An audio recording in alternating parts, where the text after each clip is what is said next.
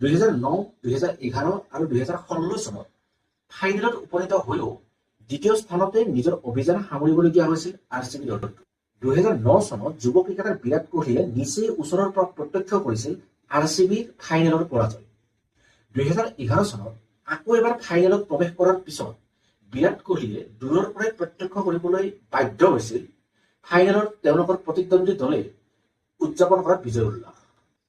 ইয়াৰ পিছত 2016 চনত ইতিমধ্যেই বিশ্ব ক্ৰিকেটত প্ৰতিষ্ঠা লাভ কৰা বিৰাট কোহলীৰ আকৌ এবাৰ স্বপ্নভংগ হৈছিল IPL ট্ৰফি জিকা। 2008 চনৰ পৰা প্ৰতি বছৰে ভংগ হৈছিল স্বপ্ন, কিন্তু আশা আৰু আত্মবিশ্বাস একেই আছে।